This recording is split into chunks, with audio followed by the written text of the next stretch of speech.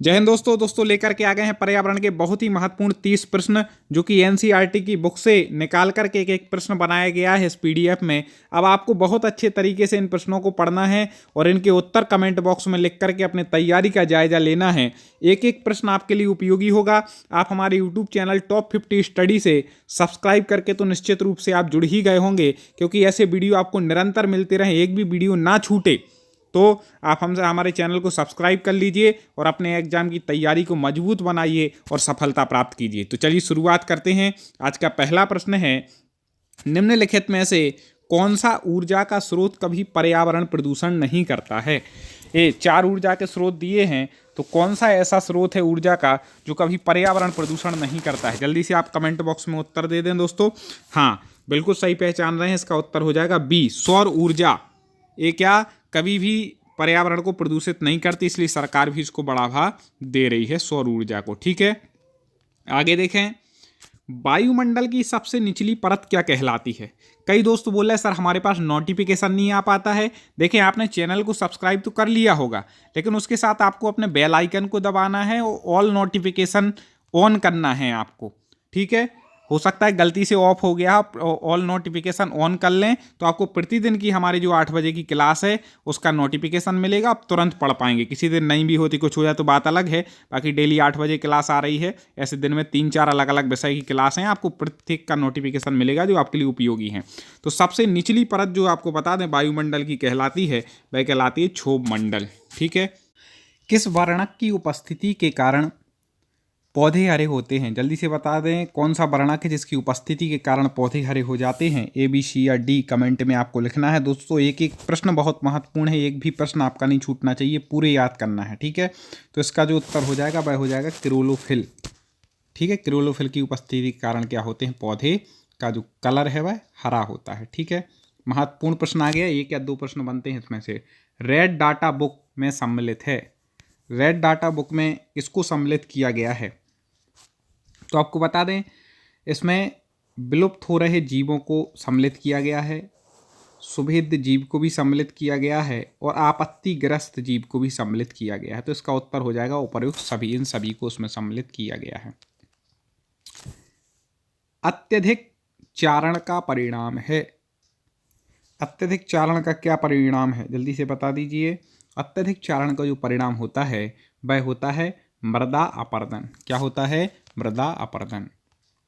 अगला, जब ध्रुव से भूमध्य रेखा की ओर बढ़ते हैं तब जैव विविधता क्या होती है। जब ध्रुव से भूमध्य रेखा की ओर बढ़ेंगे तब जैव विविधता क्या होगी, जल्दी से बता दीजिए। ऐसे ही प्रश्न पेपर में आते हैं, तो जैव विविधता भी क्या होगी, बढ़ेगी। ठीक है, हाँ। अगला देखें, राष्ट्रीय पाठचर्या की रूपरेखा 2000 के अनुसार पर्यावरण अध्ययन को किस कक्षा समूह में स्थान दिया गया। ठीक है, एनसीएफ 2000 के अनुसार आपको बताना है। एनसीएफ 2000, 2005 ये हमने बहुत अच्छी ट्रिक से पढ़ाई है, चैनल पर हमारे वीडियो भी उपलब्ध है, तो उनको पढ़ लेना। तो राष्ट्रीय पाठचर्या की रूपरेखा 2000 के अनुसार पर्यावरण अध्ययन में को किस कक्षा समूह में स्थान दिया गया है, तो आपको बता दें वह दिया है 3री से 5वीं कक्षा। ठीक है, 3री से 5वीं याद रखिएगा।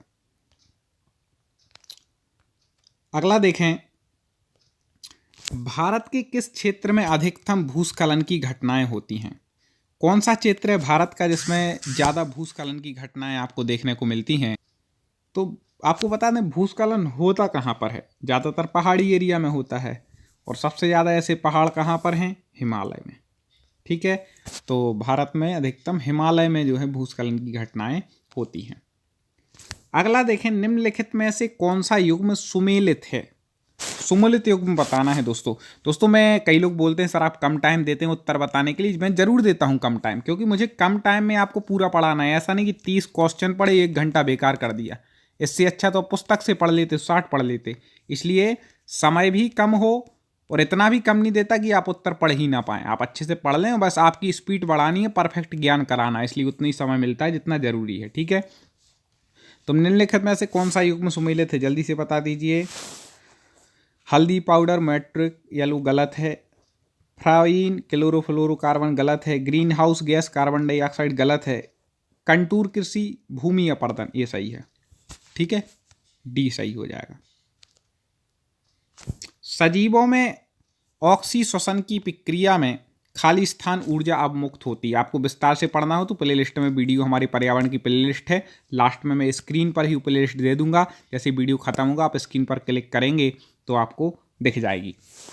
तो सजीवों में ऑक्सीश्वसन की प्रक्रिया खाली स्थान ऊर्जा अवमुक्त होती है।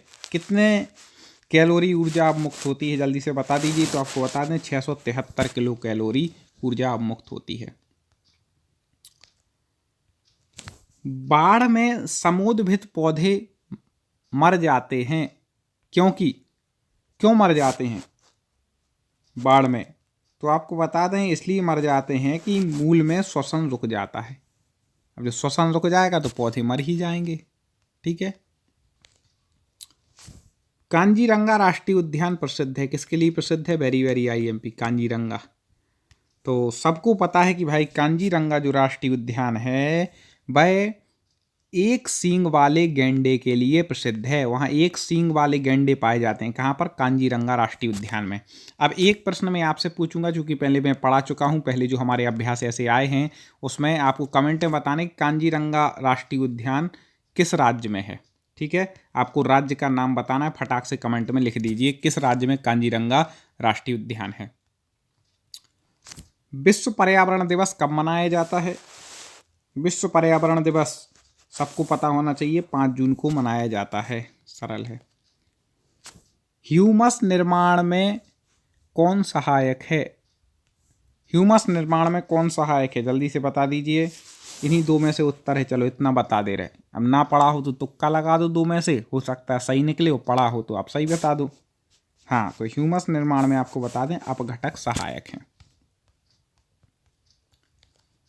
महत्वपूर्ण प्रश्न आ गया, डीडीटी है। डीडीटी क्या है?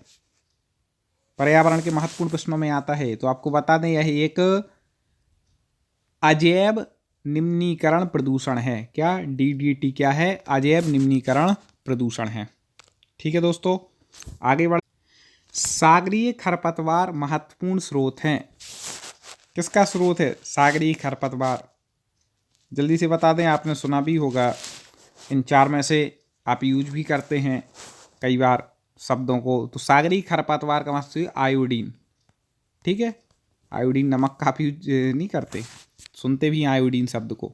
तो सागरीय खरपतवार का महत्वपूर्ण क्या है? आयोडीन के लिए। मोनाल उत्तराखंड के अतिरिक्त किस राज्य का राज्य पक्षी है? उत्तराखंड के अलावा किस राज्य का राज्य पक्षी? मोनाल उत्तराखंड का तो है ही, लेकिन इसके अलावा और किस राज्य का है जल्दी से बता दें। ऐसे ही प्रश्न पेपर में आपको देखने के लिए मिलेंगे। तो आपको बता दें वह हिमाचल प्रदेश का है। तो हिमाचल प्रदेश और उत्तराखंड, इन दोनों का जो राजकीय पक्षी है वह क्या है? मोनाल है। ओजोन परत की मोटाई नापने की इकाई, वेरी वेरी आईएमपी, जिसको वेरी आईएमपी के फटाक से तुरंत बिल्कुल रट लो, दिमाग में बैठा लो। तो आपको बता दें ओजोन परत की मोटाई जो नापी जाती है वह डावसन इकाई से नापी जाती है। किससे? डावसन इकाई से। सामाजिक वानिकी का उद्देश्य है। सामाजिक वानिकी का उद्देश्य क्या है? तो आपको बता दें पर्यावरणीय, सामाजिक व ग्रामीण विकास में मदद के उद्देश्यों से वनों का प्रबंधन। ठीक है, पर्यावरणीय, सामाजिक और ग्रामीण विकास में मदद के उद्देश्यों वनों का प्रबंधन ही क्या है? सामाजिक वानिकी का उद्देश्य है। अगला है चिपको आंदोलन की जनक गौरा देवी द्वारा चिपको आंदोलन किस गांव से प्रारंभ किया गया? चिपको आंदोलन की जनक कौन मानी जाती हैं? गौरा देवी। अब ये आंदोलन किस गांव से प्रारंभ किया था इसके बारे में आपको बताना है। किस गांव से यह आंदोलन प्रारंभ हुआ था? चिपको आंदोलन से 1 या 2 क्वेश्चन तो आपको मिल ही जाएंगे हर एग्जाम में पर्यावरण के। तो आपको बता दें वह हुआ था रैणी गांव से। किस गांव से हुआ था? रैणी गांव से। ठीक है, गौरा देवी नाम भी याद रखिएगा। भूकंप की तरंगों को निरूपित करता है। ठीक है, भूकंप की तरंगों को कौन निरूपित करता है? कौन जानता है? 1 ऑप्शन ए है और 3 ऑप्शन ए है। अब जल्दी से आपको बताना है। हाँ, बिल्कुल सही पहचान रहे हैं, सीस्मोग्राफ। इसके द्वारा भूकंप की तरंगों को मापा जाता है, निरूपित करता है। अगला है दोस्तों लाइक ना किया हो तुरंत एक बार लाइक पे क्लिक कर देना, क्योंकि आपको केवल लाइक और कमेंट ही तो करना है। कमेंट में आपको बताना आपको प्रश्न कैसे लग रहा है और आप कैसे प्रश्न चाहते हैं और किस सब्जेक्ट के इसके अलावा प्रश्न चाहते हैं, किस एग्जाम की आप विशेषकर तैयारी कर रहे हैं। सारी बातें आप अपने मन की कमेंट में लिख दिया करें। वैसे हम और अच्छे अच्छे प्रश्न आपके लिए निरंतर ला रहे हों, ले करके आएंगे। मानव पर्यावरण संबंध एक खालिस्तान संकल्पना है। ठीक है, तो कैसी संकल्पना है? मानव पर्यावरण संबंधी धनात्मक संकल्पना है। अगला है, किसी खाद्य श्रृंखला की प्रथम कड़ी सदैव हरे पादप होते हैं, क्योंकि खाद्य श्रृंखला की प्रथम कड़ी जो है वह हमेशा हरे पादप क्यों होते हैं? प्रथम कड़ी, इसके पीछे कारण क्या है? तो आपको बता दें, इसके पीछे जो मुख्य कारण है वह है वे सूर्य के प्रकाश में वायुमंडलीय स्थिरीकृत करते हैं। सूर्य के प्रकाश में वायुमंडलीय स्थिरीकृत करते हैं, इसलिए वो पहले क्या होते हैं? हमेशा प्रथम कड़ी में होते हैं, प्रथम श्रृंखला में होते हैं। अगला है, पृथ्वी की सतह के कितना प्रतिशत भाग जल से घिरा है? कई बार पूछा गया प्रश्न है, इसमें कोई कंफ्यूज होने की भी ज़रूरत नहीं है। ठीक है, 71% भाग किससे घिरा हुआ है? जल से। सरल है। अगला देखें, एक एक प्रश्न उपयोगी है। अपने पर्यावरण की स्वच्छता और शुद्धता का मूल्यांकन करना प्रमुख उद्देश्य है। अपने पर्यावरण की स्वच्छता शुद्धता का मूल्यांकन करना प्रमुख उद्देश्य है। किस क्षेत्र का प्रमुख उद्देश्य है? तो आपको बता दें, स्वच्छता शुद्धता का मूल्यांकन करना ये भावनात्मक क्षेत्र का प्रमुख उद्देश्य है। जल संग्रहण के संबंध में वहाँ की क्षेत्रीय भाषानुसार कौन सा युग्म सुमेलित नहीं है? क्षेत्रीय भाषा, जल संग्रहण के संबंध में वहाँ की क्षेत्रीय भाषा अनुसार आपको बताना है कौन सा युग्म सुमेलित नहीं है।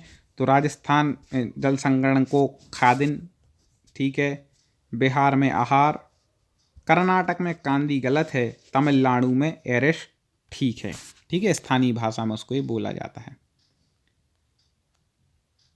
स्मोक या धुआं बनता है, धुआं किससे बनता है? महत्वपूर्ण प्रश्न है, कई बार इस पूछ लिया जाता है। ठीक है, तो आपको बता दें कि धुआं बनता है धुएं तथा कोहरे से। आगे, पीने के लिए सुरक्षित पानी को क्या कहते हैं? पीने के लिए जो सुरक्षित पानी होता है उसको क्या कहते हैं? ताज़ा जल, पीने योग्य पानी, आशुद्ध जल या नल का पानी। तो आपको पता है पीने योग्य जो सुरक्षित पानी होगा उसको पीने योग्य पानी बोलेंगे। सरल सा है। ठीक है, कई बार सामान्य क्वेश्चन भी आ जाए, सरल भी आते हैं कठिन भी आते हैं, मिक्स आता है पेपर में। तो दोनों प्रकार के हम 30 क्वेश्चन बिल्कुल पेपर जैसे ही लाते हैं। पिछले आपने ऐसे हमारे वीडियो ना देखे हो तो यूट्यूब पर लिखना टॉप 50 स्टडी, और क्रम से आपको हमारे वीडियो दिखेंगे, तो आप पढ़ते जाइए। ऐसे एनसीईआरटी के पहले भी हम बहुत से प्रश्न ला पाए हैं, आपका एक भी वीडियो ना छूट जाए। क्या पता जो वीडियो छूटा उसमें से कोई क्वेश्चन फंस गया। इसलिए मेरा निवेदन है, अच्छे से पढ़ें, लगन से पढ़ें, मेहनत से पढ़ें, याद करें और बिल्कुल दिमाग में बैठा लें इन प्रश्नों को। तो 16 घास स्थल कहाँ पाए जाते हैं? आपको बता दें 16 जो घास स्थल हैं वह कहाँ पर पाए जाते हैं? वह पाए जाते हैं पश्चिमी घाट में। ठीक है दोस्तों, प्रश्न यदि आपको अच्छे लग रहे हों अपने मन से तो आप तुरंत इस पर लाइक कर दें दोस्तों। आगे शेयर जरूर करना अपने 3 मित्रों तक, 3 व्हाट्सएप ग्रुपों में शेयर कर देना या टेलीग्राम ग्रुपों में या फेसबुक पर, जहां आपको उचित लगे अपने 3 मित्रों को कम से कम इससे जोड़ना है, ये आपकी जिम्मेदारी है। तो लाइक और शेयर करें। भारत में पेनिकल पक्षी कहाँ प्रजनन करते हैं? इसके बाद हम आपको भी स्क्रीन पर एक प्लेलिस्ट दिखेगी, आप उस पर क्लिक करेंगे तो आपको पर्यावरण के और वीडियो मिल जाएंगे। भारत में पेनिकल पक्षी कहाँ प्रजनन करते हैं? तो आपको बता दें कि पेनिकल पक्षी जो हैं भारत में कोक्कुर बेल्लूर में करते हैं, नीला पट्टू में भी करते हैं, कुंथन कुलम में भी करते हैं। तो ये सभी इसका उत्तर ठीक हो जाएगा। तीनों जगह क्या पेनिकल पक्षी प्रजनन करते हैं। दोस्तों हम उम्मीद है आपको प्रश्न पसंद आ रहे होंगे। आपकी निश्चित रूप से इन प्रश्नों को पढ़ करके डेली जो हमारी 8 बजे क्लास हो रही है शाम को, इसमें आपकी तैयारी को मजबूत बनाएंगे, पेपर के लिए बहुत उपयोगी होगा। निरंतर आप तैयारी में जुटे रहें और ढेर सारी मेरी शुभकामनाएं, सफलता को प्राप्त करें। प्लेलिस्ट पर क्लिक करके आप और वीडियो देख सकते हैं, टॉप 50 स्टडी सर्च करके क्रम से पूरे वीडियो देखें और अपनी तैयारी को एक नया आयाम दें। तो चलिए कल फिर मुलाकात होगी और प्रश्नों पर चर्चा करेंगे। जय हिंद।